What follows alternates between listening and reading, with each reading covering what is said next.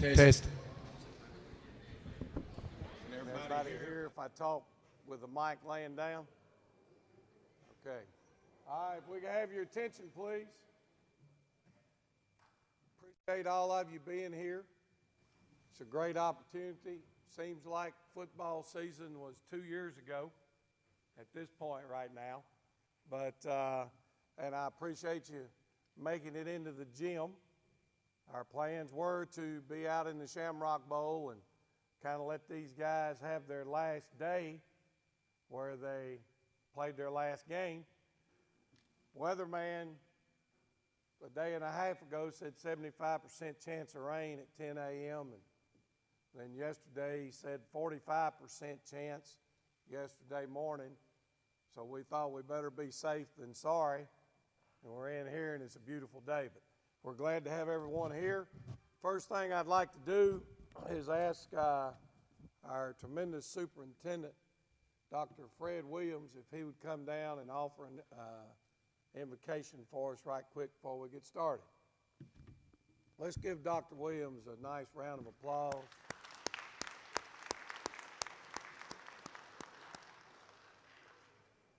And that's for his leadership in helping us get through here at Dublin High School this dadgum pandemic so everybody can do their thing. Let's say good morning, everyone. I want to start out with a moment of silence for a tremendous friend of mine and colleague.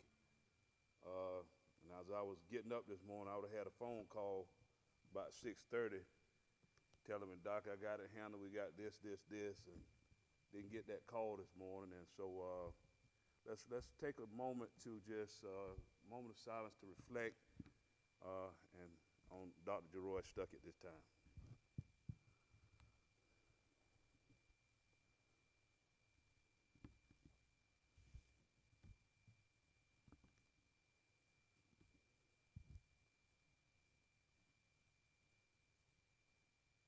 Lord God, you are sovereign, you are supreme, and you are our Savior. You're not only high, God, but you're holy. You're almighty, and you're awesome. And God, we say thank you today for this privilege to come together one more time as a family, the Irish family, God, as we come to celebrate these young ladies and these young men and these coaches and these families for their tremendous effort and sacrifice one for another. God, we pray now that you would manifest yourself in this place, God, that you would give us strength and courage to face the rest of the day and tomorrow. And God, my sincere desire for these young folks and with the encouragement of these coaches and their family, that God, that they would fight in their prayer room, they would compete, that they would compete and fight for the academics in the classroom.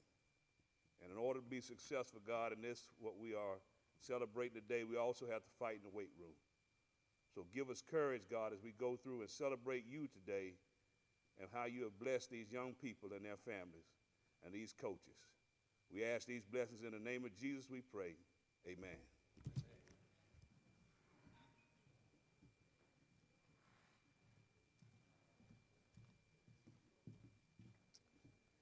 Got a few notes here.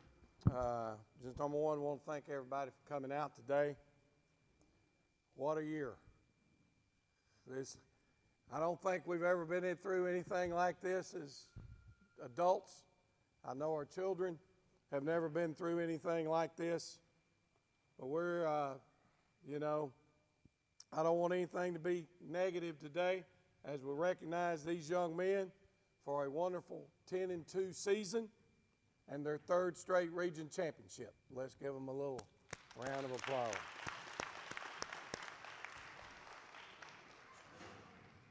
Doc mentioned there a minute ago, as I said, I don't want things to be negative, but I want to take a minute, and I'm not going to ask for another moment of silence, but we faced three major losses during this year in our football family. Our first loss was George Hagler. Coach Hagler had been a part of this football program for over 30 years. He passed along right before the season and had a chance to get started. Then we had another gentleman that was a true friend of our football program. He didn't hold an official role as a coach, but he was with us. He would come in on the weekends. He was there on Friday nights. He was the get-back guy. He took a lot of pride in helping us run the program the way we needed to. And the night we lost to Brooks County on Friday night, on Sunday night, he tested positive for COVID. A week later, he was in the hospital. 3 weeks later, he was gone. That's Coach Cunningham, Joe Cunningham. We lost Coach Cunningham.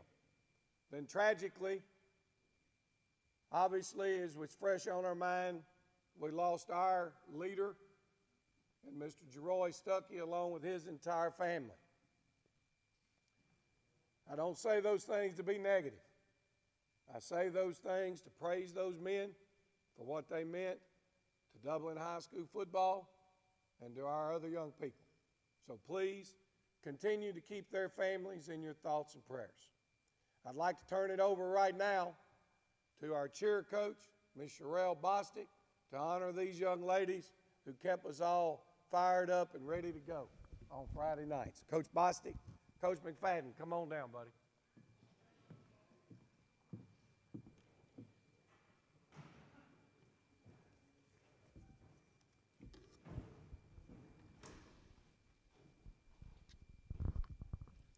Good morning.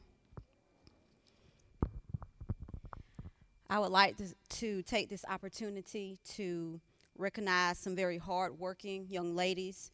Obviously, with the pandemic, it takes a tremendous amount of resiliency to carry on the season and fight through every Friday night under the circumstances. But these young ladies, in spite of every obstacle, and disappointment and tear, they still came every Friday night and cheered, as they are the most beautiful fans and cheers of the Fighting Irish. So we're going to reward them for their diligency and their consistency and their dedication. I first want to recognize my seniors, if the seniors would come up.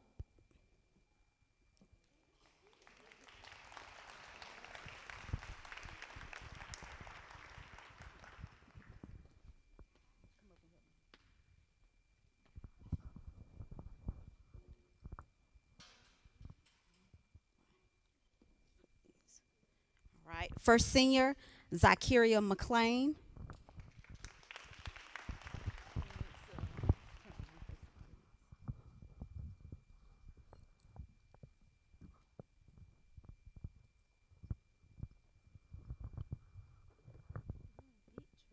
Yes. Jaquavia Evans.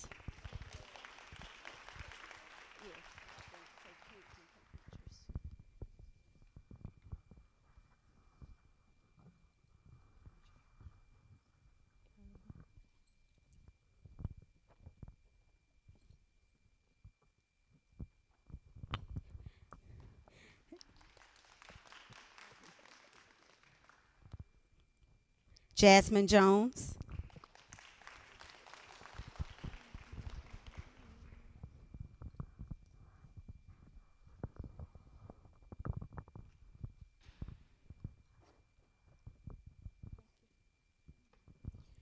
All right, let's give our seniors another hand.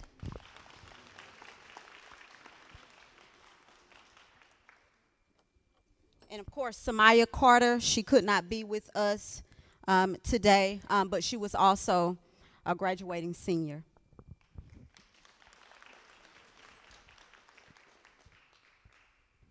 Now I would like to recognize the squad that these four young ladies led. We will start with Aja Payne.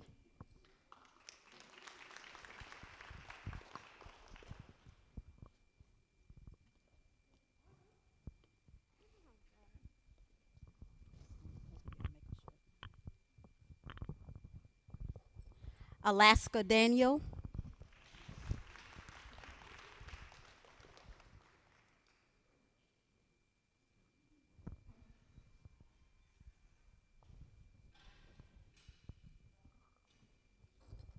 Brooklyn Culver,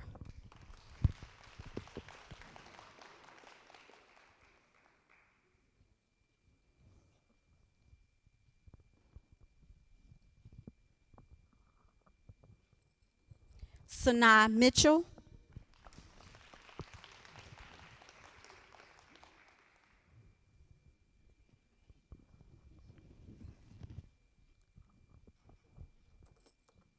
Tatiana Carr,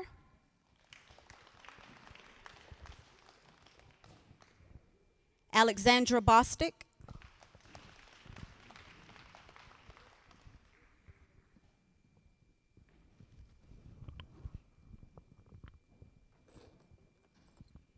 Carmen Jordan,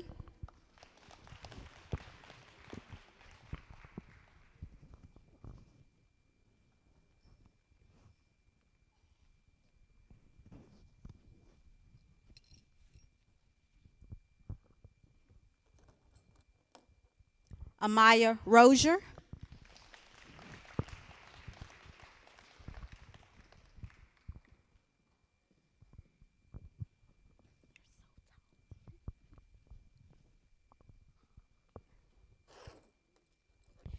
Brittany Jr.,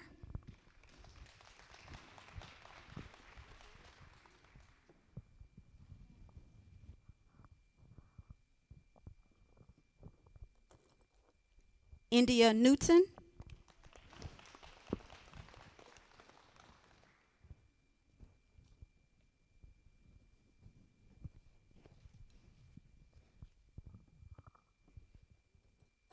and last and definitely not least, Candace Javier.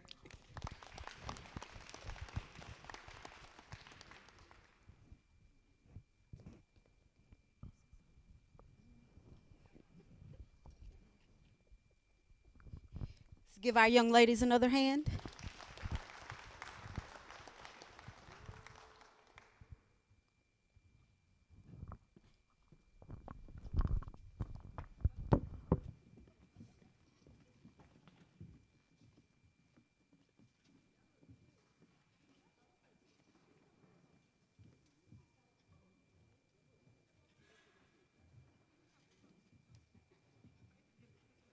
Thank you again, Coach Bostic. Ladies, if it make you feel any better, I was cleaning out locker room yesterday and still finding candy wrappers. These girls kept those boys sugared up all week, that's for sure.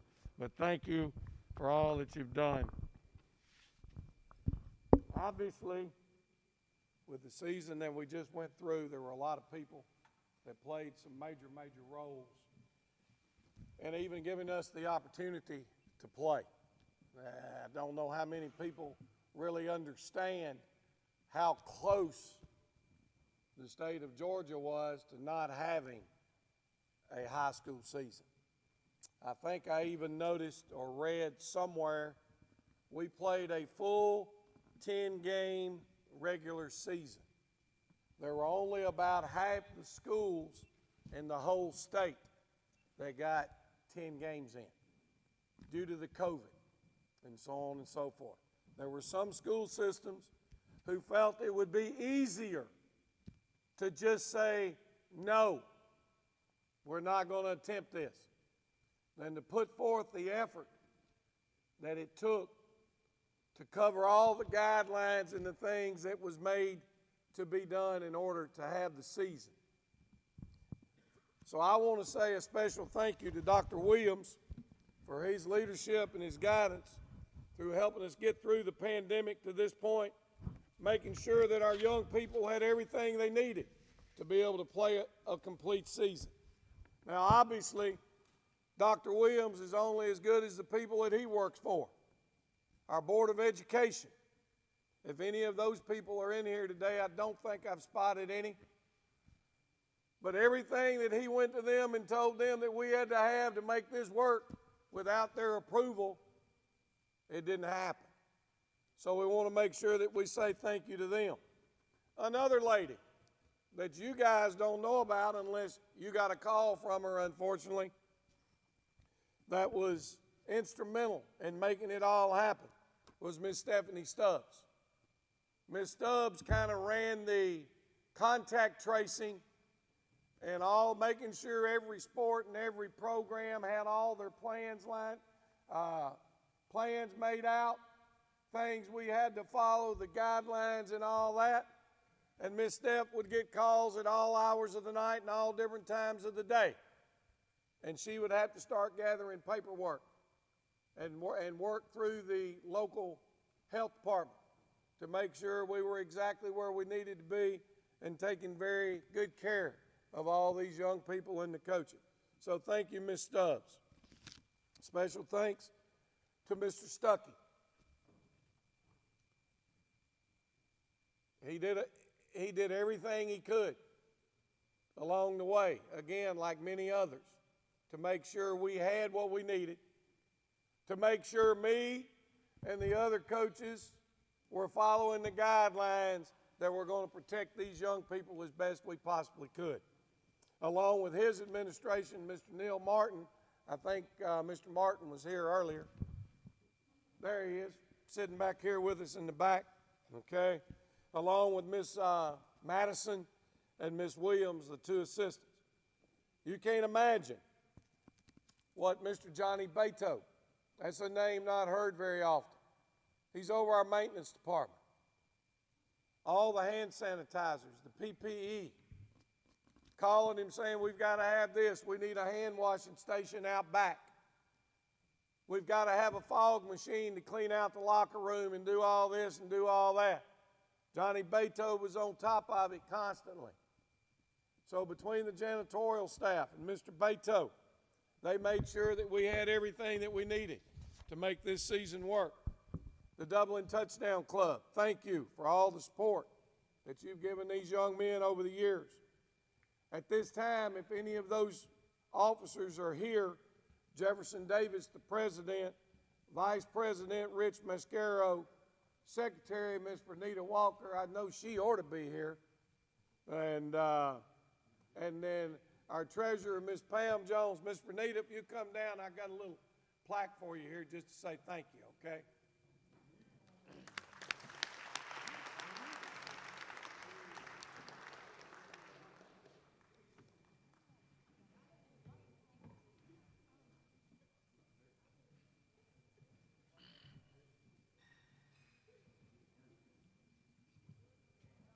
Ms. Walker, this was not her first rodeo. She's been a part of Dublin Touchdown Club now, I'm going to guess 10 years. Is that about right on? And shoot, I don't know. We might be able to keep her around a few more, but thank you for all your service for all the years. Thank you very much.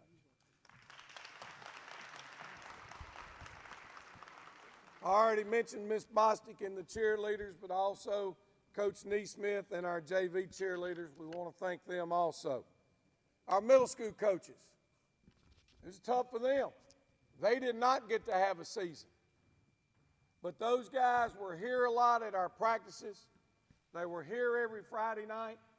They do a lot of things with the filming, with the stat keeping, sideline control, all those types of things and duties. They did a great job making sure those were handled. I don't ever want to forget Mr. Brent Tanner. It seems very minute. Nobody ever knows where he is or what he's doing. Mr. Brent Tanner is our stat man. Okay, he keeps our stats on Friday nights. He gets them to the newspapers. He gets them to everybody each week after the game, the scores, the TV. Never asks for a penny. Doesn't want a penny. Really what he does is donate to the Touchdown Club. But he's there handling that for us. He does a phenomenal job, and I didn't want to miss him. Patrick Warren runs our Jumbotron. Mr. Johnny Payne for doing the announcing at our games. Our chain gang this year, Mr. Josh Deriso, Mr. Rich Mascaro, and Jaquez Smith. Those individuals. Every Friday night we played at home, you didn't worry. They had the chains. You didn't have to go hunt for them. It was a pride thing for them to be able to do it and represent Dublin football. Optimum Sports, again, our athletic trainer is provided from them. Coach Melissa does a phenomenal job. Dr. Patrick Hansen, we've had Dr. Hansen in our services the last couple of years as our team orthopedic doctor. He has not, to this point, everything has gone perfectly with any of our young people that Dr. Hansen has had to treat or take care of, and he's just done a wonderful job. So thank you to them. We don't want to forget this guy over here, again, in the backgrounds. If you've got Twitter, if you've got Facebook, if you've got email, Jason Holcomb is constantly putting our young student athletes and our school system out there. Now, I don't really know his job description, but I can probably bet you he was not told from his superiors to be here today. He's going to do everything that he can to promote your child. He's been instrumental in making sure that these things go on.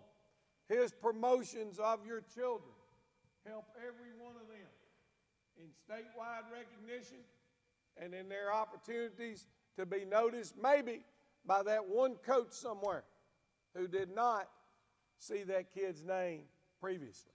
If a coach comes by and their area is to recruit Dublin High School, they're going to follow Dublin City Schools on Twitter. That way, if they're recruiting that kid and something comes up, hey, they're going to shoot him something to say thank you. Q101, our radio station. John Strickland, Todd Gay did a phenomenal job each and every week of bringing our games to you. They do it with enthusiasm. They meet to pre-record the coaches' shows.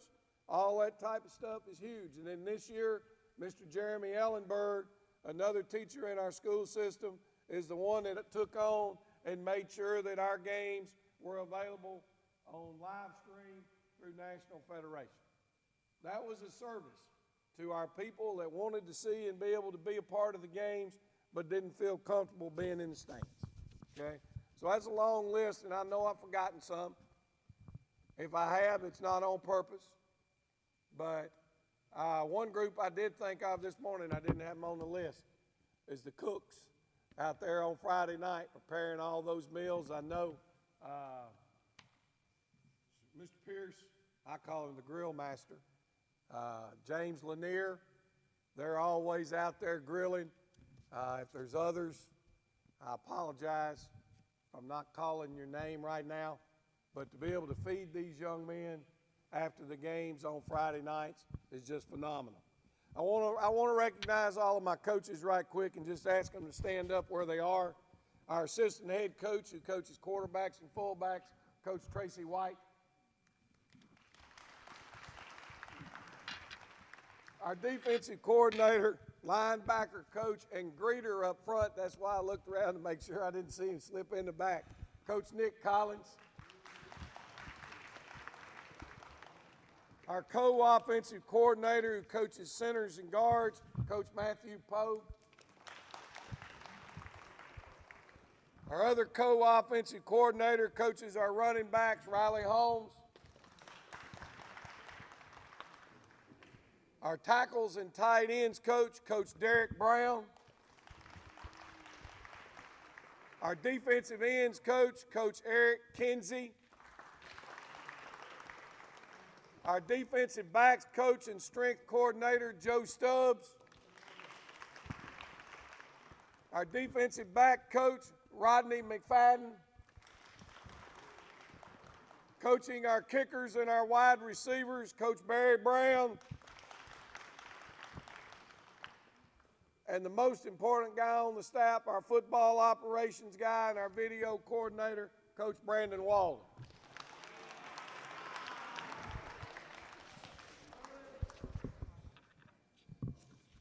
And I don't want to forget Mr. Shane standing up top. That's like one of those things you remember.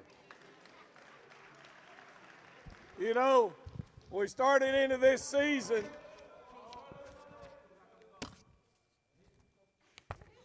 well, let's don't forget our D tackles coach and special teams coordinator, Matt Starling.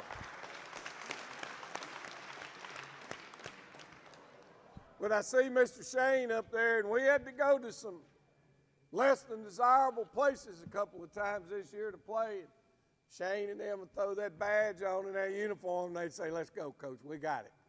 So we appreciate all you do, Shane. Thank you, sir. All right, what a year. 10-2, third straight region championship, 4 straight playoff appearances. Man, this senior group has been a part of a lot. Quite an accomplishment. I believe knowing we only had one returning starter on offense from the year before. One, the quarterback. From the state championship year to last year, you graduated 10 starters on offense. That may not seem like much to y'all. To me, that's losing a lot. And to turn around and be able to go 10-2, it's pretty good. On defense, we had 3 kids returning that were starters the year before. I thought we still had some pretty good talent. This group, boy, they have a great spring practice and a good year off season in the weight room, good summer 2-a-days and camps, they'll be ready. Then the pandemic hit. They didn't get any of that. Now, oh, Lord, where are we? How are we going to recover from this one? And they did. And it's because of natural talent, and it's because of their desire to be successful. They all need to be patted on the back for that. I think they set a record this year that'll go down. It's probably a record for the state of Georgia. But it's one I know for a fact that's in Dublin High School, and it'll never be broken. They won 4 games in 14 days. You don't do that in football.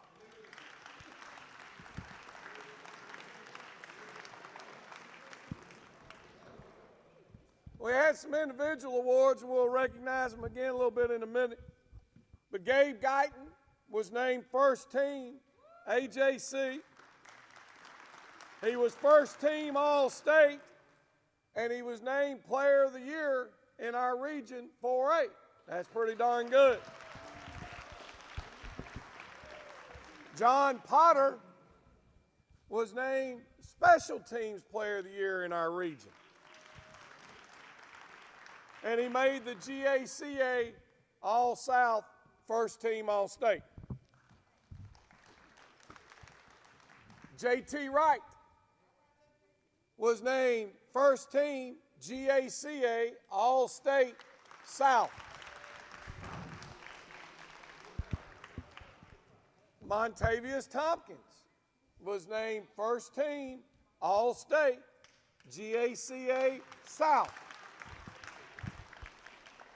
Darius Stanley was named First Team All-State GACA All-South. Okay? Just to explain a little bit where that is and what that means, the AJC All-State that Gabe was named to is for everybody in single A football in the state of Georgia. When I say GACA, that's the Coaches Association, Georgia Athletic Coaches Association. They have a North squad and a South squad, okay? So when I say GACA, it's an all-state team, okay? But it's picked by the coaches, and it's divided into North and South, okay? So all those young men, again, had great. We had 4 seniors this year that signed football scholarships. That's something that is very important to me, not in any other way than our young men are being rewarded for their efforts and their hard work. I heard a stat the other day that only 10% of the young men that play high school football sign any form of football scholarship? 10%. We had 4. Gabe Guyton, round of applause. Steve Slaughter, Nathan Gregory, and Elijah Cates.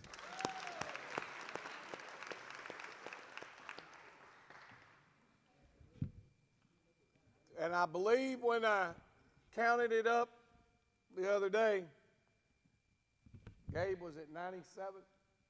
Where you at, Gabe? Was that what, 97? Gabe became the 97th football player in my 19 years in Dublin High School to sign some form of football scholarship. 97.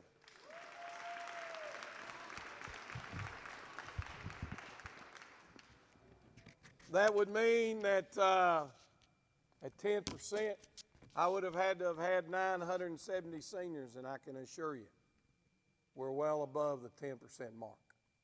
Our kids that play here, the kids that go through the grind and the expectations, they're ready to play at the next level. And people recognize that. We got a bunch of them out there playing right now. We're proud of them. All right, if I could, we're going to move on. If I could get my coaches, I asked the ones to come up to help me pass out certificates. We're going to recognize our first-year letterer winners. What we do is each player will receive a certificate they can put in a frame on their wall. The first time you letter at Dublin High School, you receive a letterman, an academic letter that you're able to put on your jacket. You cannot get one of these unless it is through athletics. You can get the regular D, but you can't get the one for athletics unless it comes that way. So they'll be able to put that on their jacket. Every player will receive a pin that goes on your jacket to signify how many years you lettered in that particular sport. We have the patch to go on their jackets, which our jackets ought to be getting kind of full now. It just says Region 4 Championship, Round 2 State Playoffs, 10-2, 2020. And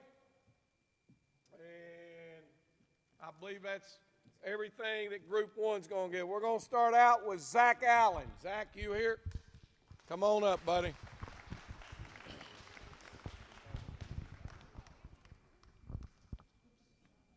Congrats, my man. Kelwan Gilmore. Jordan Cooks.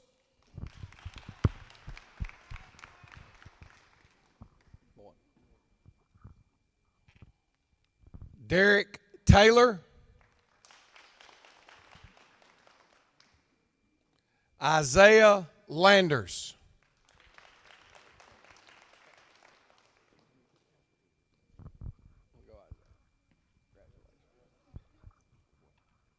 Brandon Davis. Kason Cooks. Josh Guyton.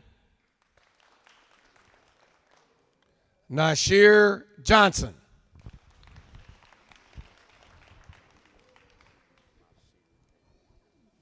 Good job, buddy.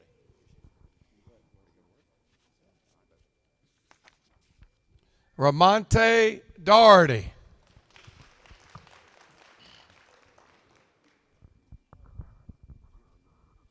Congrats, buddy. Christian Harvey. Jeremiah Watkins. Dalen Lindsay.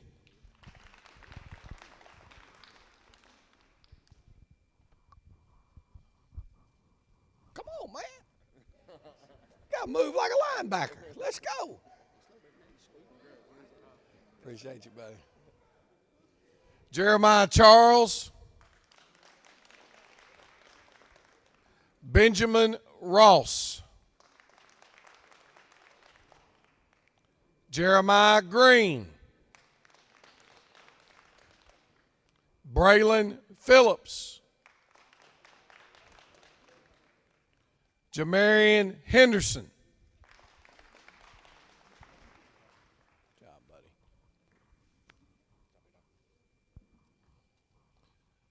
Cornelius Rozier.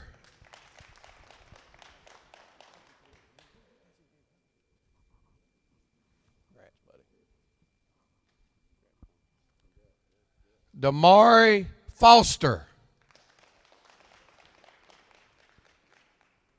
Taj Carswell. Jamie Lang. Malachi O'Neill. Martravius O'Neill. Jaquan Waters. Cavante Stanley.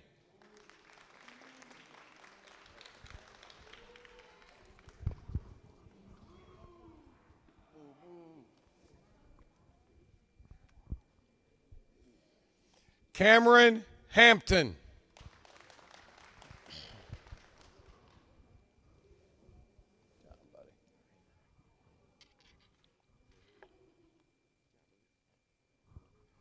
Diego Jackson.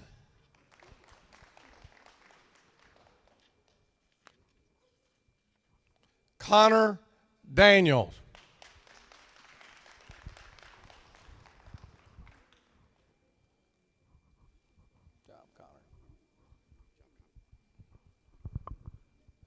Okay, next, second year letter winners. Dennis Wilcher.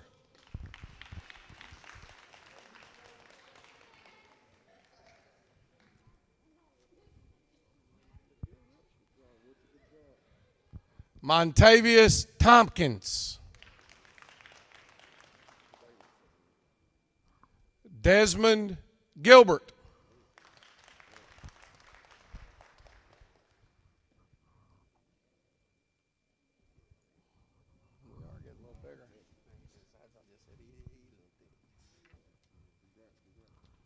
Menelik Madison.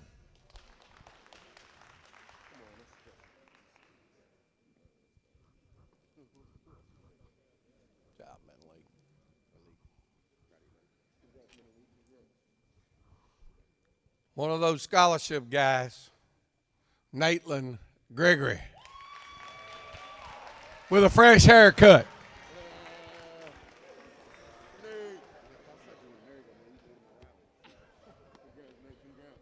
Kevin Coley.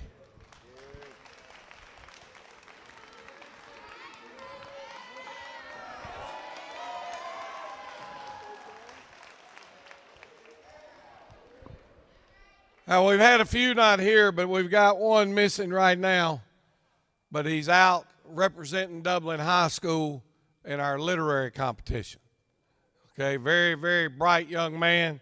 Second-year player, Antonio Benjamin.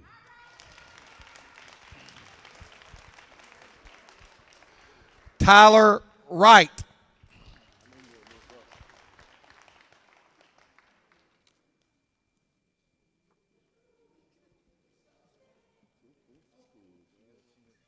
Good job, Ty. Jaquarius Evans.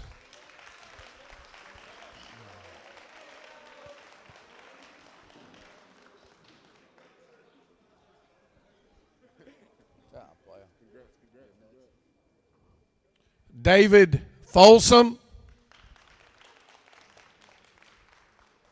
And a senior, Benjamin Griffin. Next group of young men are third-year award winners. Mr. John William Potter.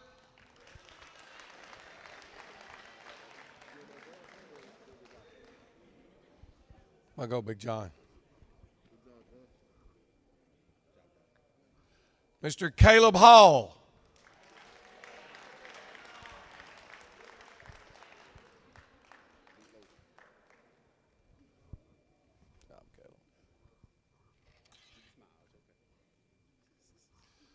Glenn Bolden.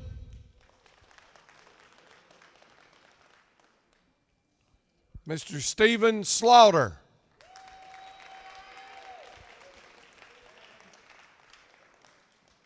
Congrats, Stephen. We're going to miss this guy. Hard-nosed, physical, just kind of nasty at times.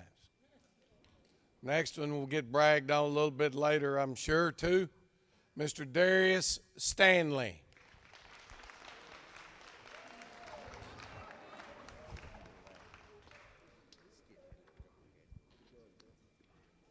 Jaquan Willis.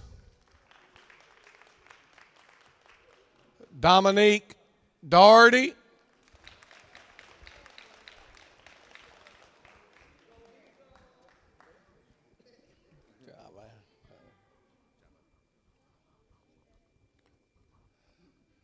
Marquavian Quay Ashley.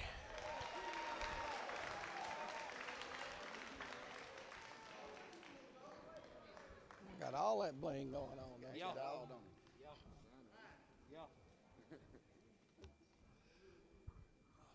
If that's Mutt, this is Jeff. We got these two guys that were just about identical all year. The other wingback, J.T. Wright.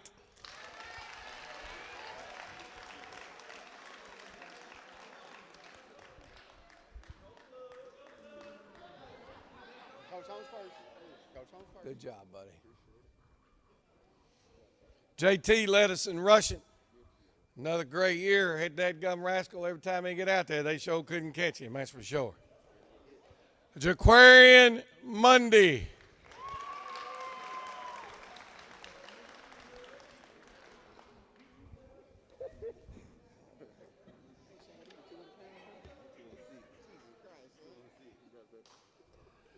Demondre Ryan.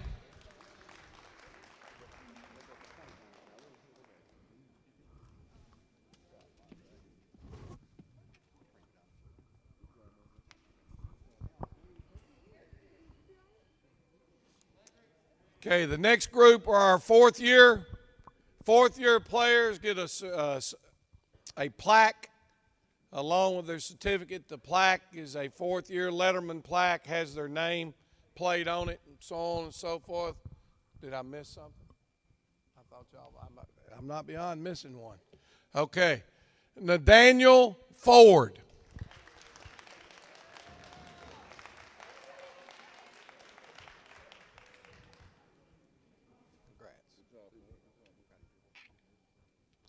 Mr. Drake Walker.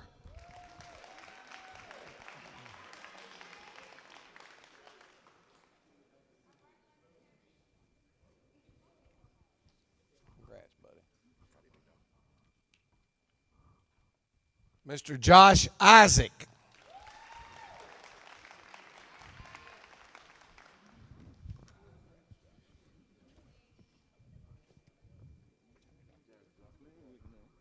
Mr. Kendall Wade.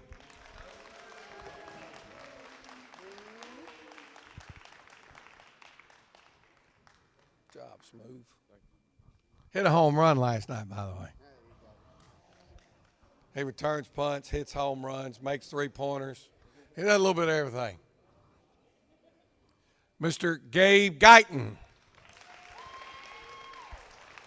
AJC All-State on top of that.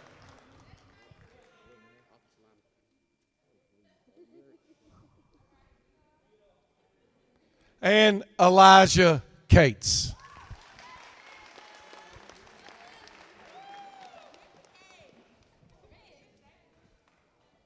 Calls himself a fisherman, said he didn't feel like getting up this morning. Told him those big ones bite in the morning. All right, we've got plaques recognizing the awards our young men achieved.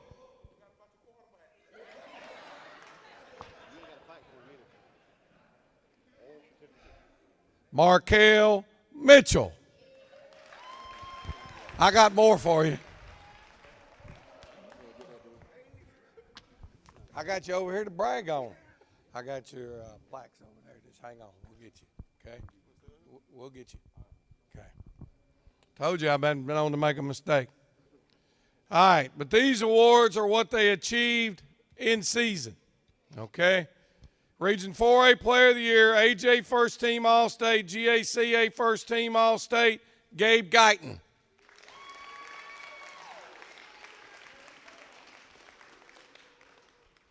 John Potter, Region 4A Special Team Player of the Year, GACA First Team All-State.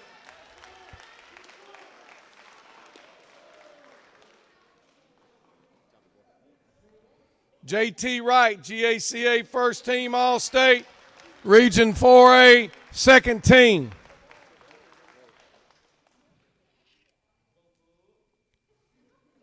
Montavious Tompkins, GA First Team All-State, Region 4A First Team.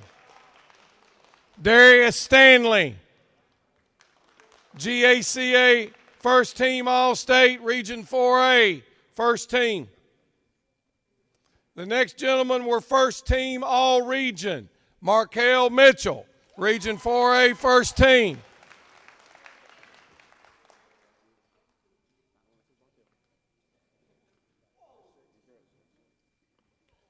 Quay Ashley, Region 4A First Team.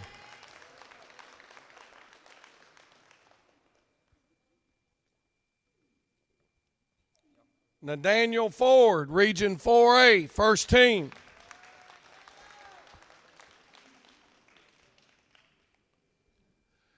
Kendall Wade, Region 4A, First Team.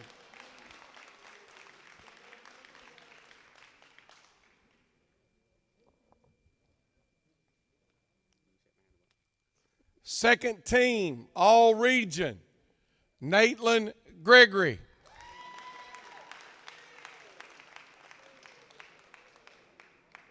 Second Team, All Region, Stephen Slaughter.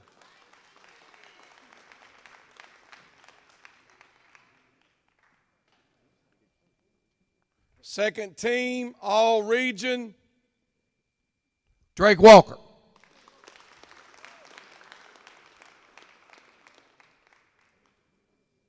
I'm going to turn it over to Coach Derek Brown right quick. Coach Brown will be introducing our academic award winners. Thank you, thank you. Good morning. First off, I'd like to say I'm extremely excited and proud to present this award. I believe it's the best award you're able to achieve. It's the definition of a student athlete. With that being said, I would like to thank these 4 young men doing an awesome job, keeping their GPAs up and just going over and beyond on the field and off the field. First young man would be Ben Griffin. He had a 95.3 GPA. Second young man would be JT Wright.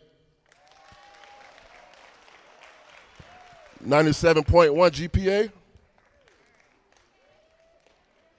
Third young man, Antonio Benjamin. 95.5 GPA. Fourth young man, Jamie Lang, 92.3 GPA.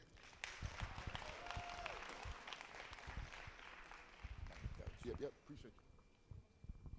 Our next award is going to be our JV Offensive Player of the Year, and that would be presented by Coach Brandon Walden.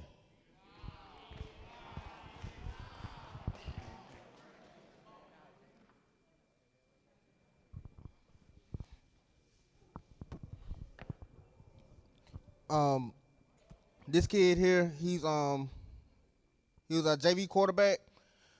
He's one that you can always depend on to do whatever you need him to do. He's gonna always be there. Diego Jackson.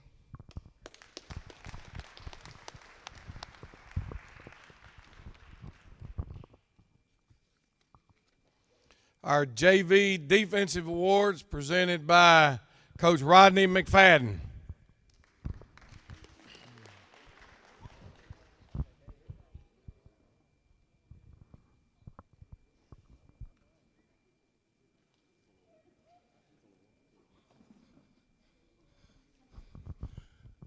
Good morning, afternoon. Our Defensive Player of the Year, Mr. Jamie Lang.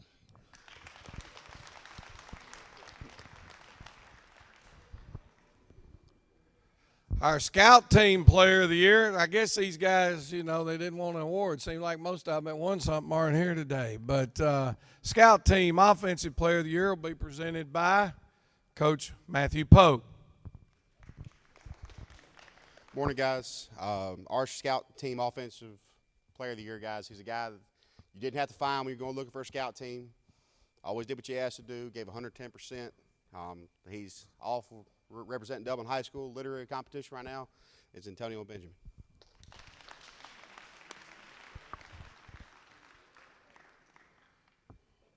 Our scout team defensive award will be presented by Coach Kinsey.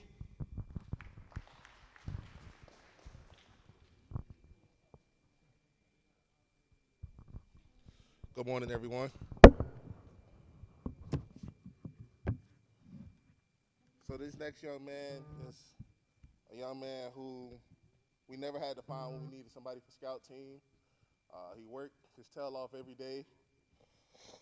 He has the potential to be one of the next great Dublin football players, and I won't be surprised next year if he's winning the defensive MVP for Dublin. That's Ramonte Darty.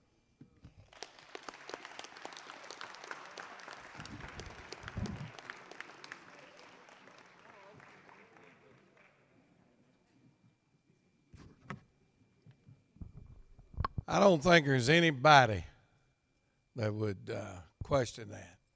This young man went over on the defensive side of the football where he never played football before, okay? And he came out, and he's athletic, and he's smart, and he wants to learn, and he wants to do all those things. And we're getting ready to play this bunch down at Wheeler County. And they had this guy who's a defensive lineman, but he never lined down. He stood up, and all he did was run through gaps and do this and do that.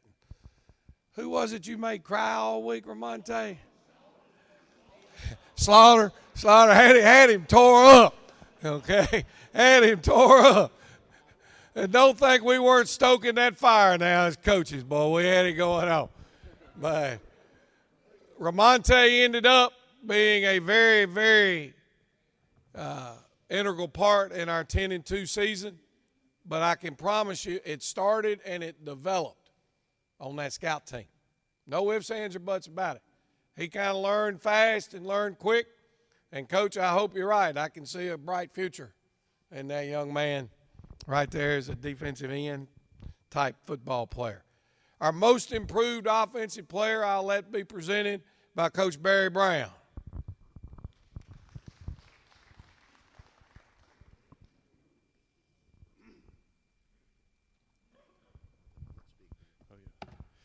The most improved offensive player of the year, the award hits home to me because my 10th grade year I won it.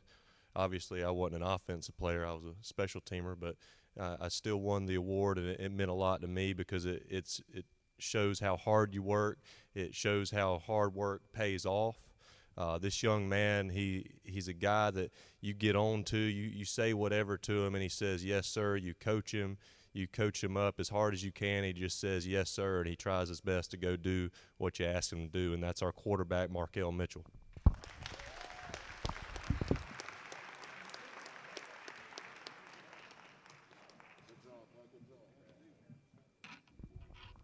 It's hard to believe that you go from being the quarterback of a team that won the state championship to the next year you're the only guy out there that's a returning player, and you were chosen as the most improved player.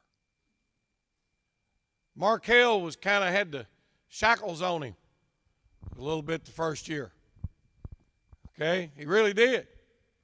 Because we had this big old huge offensive line, and we had this stud running back, and really in a lot of ways we just didn't need to do something to beat ourselves. And that improvement in that big jump really started coming for Markel about the second or third round of the playoffs last year. That's when he started to relax and let football play itself and him just go execute. We would have never won the state championship game without Markel at quarterback. There ain't no ifs, ands, or buts about it. Him pulling that thing on midline and taking off down the field and turning around and telling that defensive back to get off of him from about the 10-yard line in was huge. You know, we looked this morning, we still didn't throw a lot, but he was right over 50% in his pass completions. What was it, Coach Barry? 11 touchdowns to only 2 interceptions. That's a huge improvement, and it says a lot. Not about the player. We're not talking about improving from 0. We're talking about improving from a guy that was your quarterback on a state championship team and how much development he continued to make as we went through this year. It's a huge, huge part of helping us be a region champ and 10-2. There's not a lot of quarterbacks, Markel, that can go around and say the 2 years that they were a quarterback, they were region champs and a state championship. There ain't many of them. So congratulations. Our most improved defensive player, Coach Stubbs.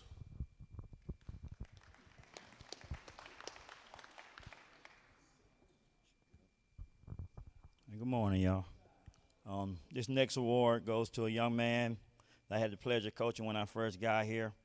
Unfortunately, the young man wasn't able to contribute as much as he would like and as we would like that first year I was here. Coming into this season, the coach decided to make the decision to move him to the defensive line. It turned out to be a pretty good move for him. He's one of our strongest kids in the weight room, probably our fastest kid also. He contributed a whole lot this year with a relentless pass rush. Without further ado, Jaquarian Monday.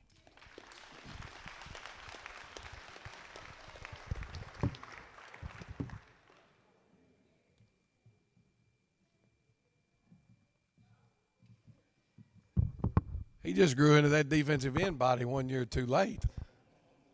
He done got thick on us back there. But no, did a great job. Swole, all right, swole. How's that? Is that a better word? Swole for him. Okay. But he glad to have him. Good football player. Wished we were going to get him back for another year. Quarterbacks didn't like him chasing him from defensive end. I can assure you of that. Our Paul DeFazio Award, Coach Nick Collins.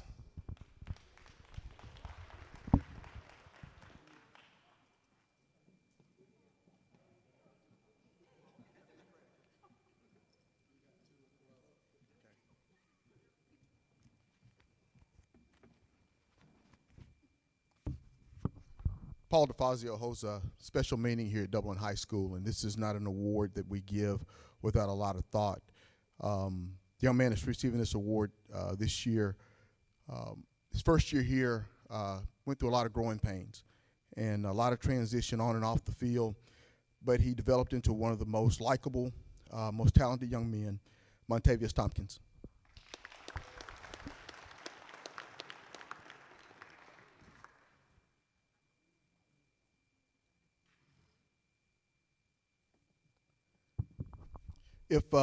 If any of you had a chance to talk to me about football and what I like, I love defensive linemen.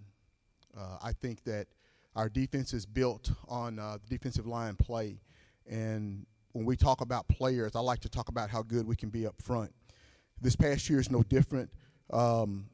We had a lot of talented players, but we had one young man who came on who was not a starter the year before, but came on and had a great year.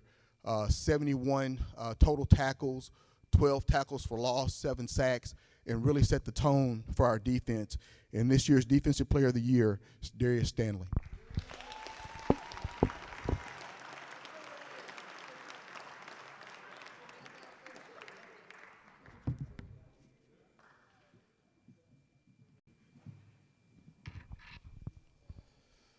Just comment a little bit on some of those two individuals. Montavious Tompkins. Coach talked about he moved here from Macon. It was tough, and not necessarily he wanted to move. You know, the pandemic stuff has been really hard for Montavious, but I think all of our teammates out there would know that kind of deep down inside, Montavious was the spirit of this football team. When Big Top wanted to crank it up, everybody else wanted to crank it up, you know. And so not sure, I haven't talked to him in quite a while. Tried to reach out to him, hadn't been able to get a hold of him. But tremendous year. Darius Stanley, let me give you a small story. This is what so many of these young men need to understand. Darius Stanley is a senior.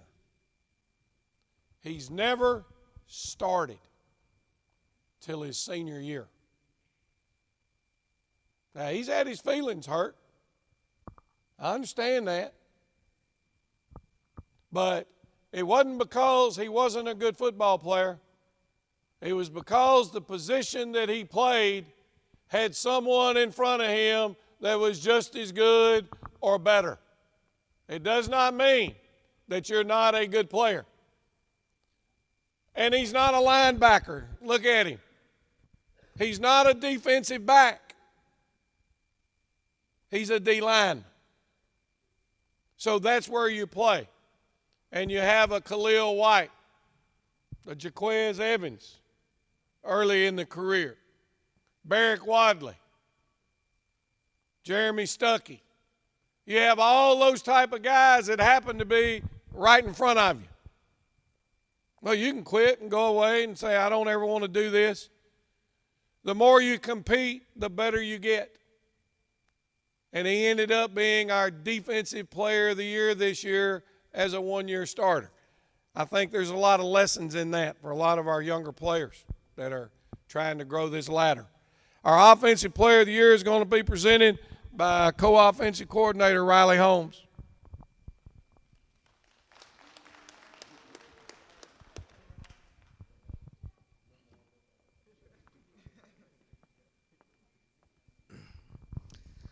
So I am presenting the Offensive Player of the Year, and we actually had a tie with this award. As a matter of fact, when I filled out my ballot for who I thought it was, I think I put both their names because I couldn't pick between the two of them. Both of them are juniors. This was their first year starting in the offensive backfield, so I had the pleasure of coaching these young men every day. I think both of them averaged over 9 yards a carry for the season, just under 1,000 yards for both. So that means pretty much every time we gave them the ball, we were getting a first down, which is a huge thing as an offensive football team. The two young men who are Offensive Player of the Year, Big Play Quay, Ashley.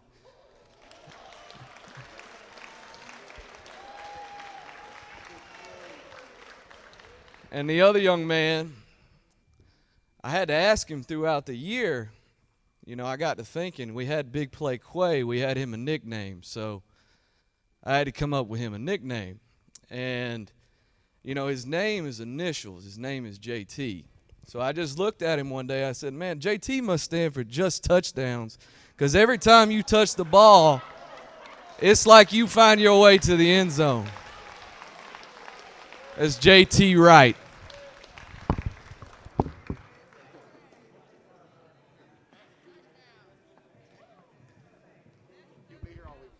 All these football gurus talk about how you got to be balanced. Oh, you got to be balanced on offense. You got to be balanced this. You got to be balanced that. Well, we are. When you look at our left half, before Quay wrecked his cotton-picking bike, messed his knee up, had to sit out, what, the last 2 games? Was that right? Last 3, okay. And it's by no purpose, I can assure you. And I pull up our stats going into the playoffs, and I don't remember which was which. One player had 1 more carry than the other one. And there was 8 yards difference in their total offense. It was the most mirrored performance between those 2 young men that I've ever been a part of. That's balance. They got to worry about who's running to the left. They got to worry about who's running to the right. They got to worry about Markel Mitchell running it up inside on the midline in our fullback game. And then they've got to worry about Gabe Guyton and David Folsom and them running by them in the passing game. That's balance, okay?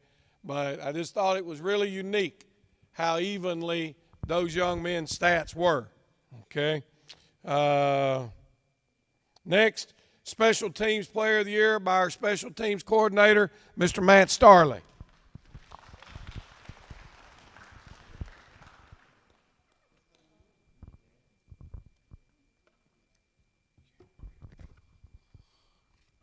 This award holds a special meaning to the old phrase of what Coach Holm often says on Sundays: shut them out, get one in the kicking game.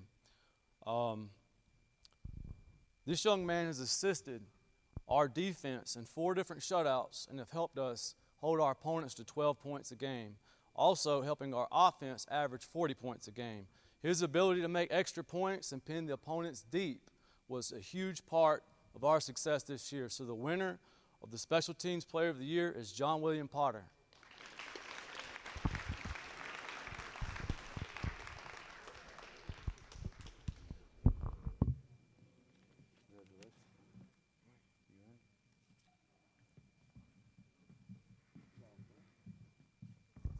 Thank goodness we got him back for another year, and hopefully he'll continue to work and get better. Our 2-way Player of the Year, or you probably could even say this was a 3-way Player of the Year if you wanted to, is going to be presented by Coach Tracy White.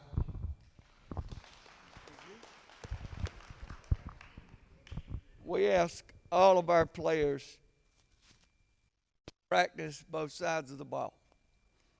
We feel like if the most talented players we have, if we can use them on both, then we'll be better off. Some of them love it. 4 or 5 of them excel at it. Some of them hate it because it's tough. Gabe Guyton, and he mentioned it should be a 3-way player.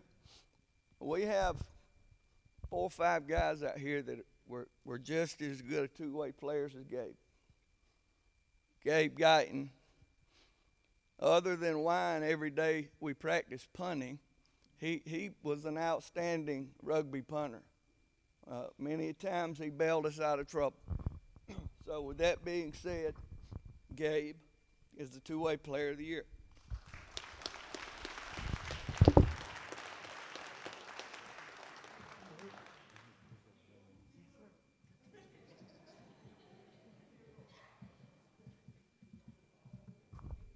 Talk about 2-way Player of the Year. Yeah, 3-way. He also, when John Potter was hurt, he handled kickoff duties. He handled PAT duties. He punt returned. He kick returned. Touchdowns. Blocked 6 kicks this year. Is that right, Gabe? 6, 7, whether it be punts or kicks. Okay. Might have led the team in touchdown catches on offense. Believe he did. Okay, moving to tight end. Just a very, very versatile, tremendous young player. All right, the next award goes 2 ways, or we're going to have 2 of them, okay? We couldn't decide who, so we went the easy route. We've got 2. It's for dedication, ability, and leadership. You have a lot of players that are good, but they may be terrible leaders as far as, quite frankly, I mean, I don't know any other way to say it. You might have some players that are really talented, okay? But you've got that other guy who might not have all those God-given talents, but he works his way through and becomes pretty good. Then you have those that are dedicated. If coach says, we're running this and we need to make this time, they're going to do what it takes to get it done. Their leadership also is exemplified in the school, in the classroom. It's exemplified in everything that they do. We felt like it was very obvious to us that we have 2 young men that exemplify dedication, ability, and leadership through their work on the field, their work in the school, and their attitude. Our first recipient is Mr. Stephen Slaughter.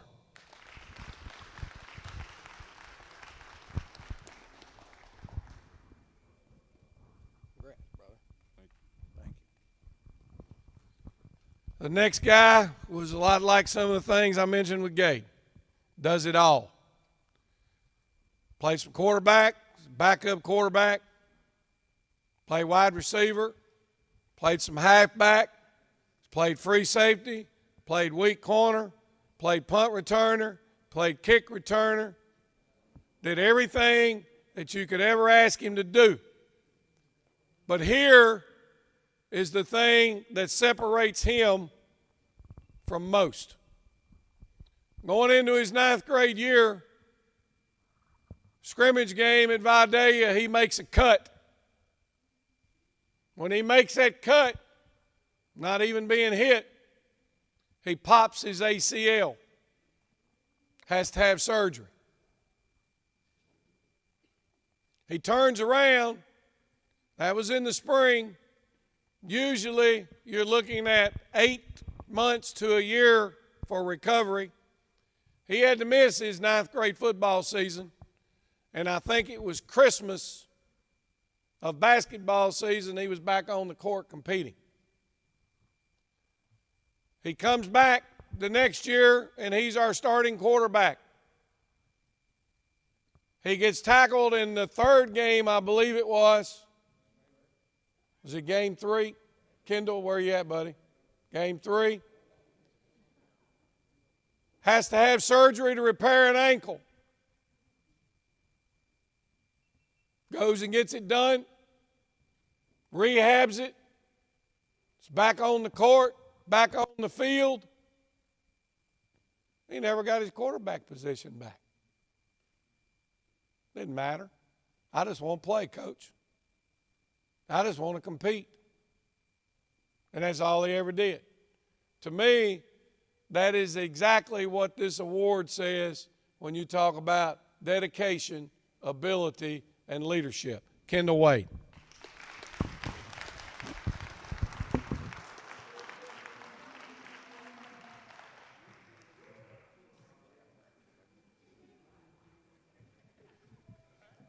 All right, last awards, and we're going to be able to let you get out of here.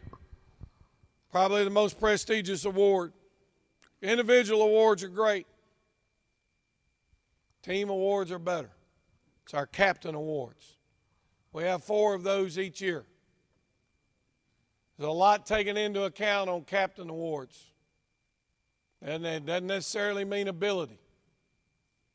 It's attitude, work ethic, showing up at practice, being in the weight room, whether you're skipping reps, whether you're not skipping reps, has a lot to do. In other words, the captain is the type of people you need to win football teams with.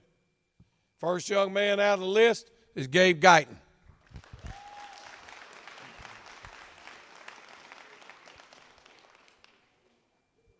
Good job, brother. Nice ring. Next young man, Kendall Wade.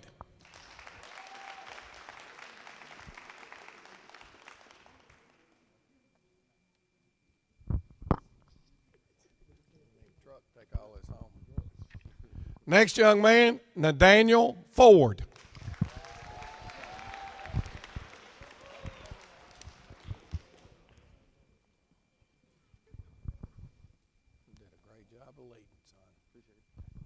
Last but not least, Markel Mitchell.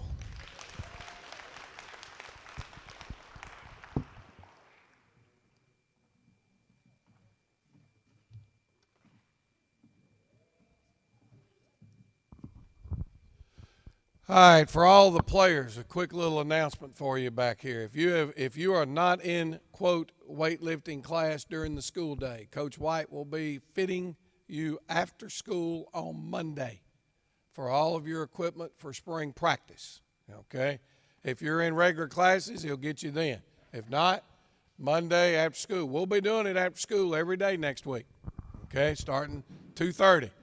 But if I were y'all, I would get in there before all those 8th graders from the middle school, get in there because it's first come, first serve, okay?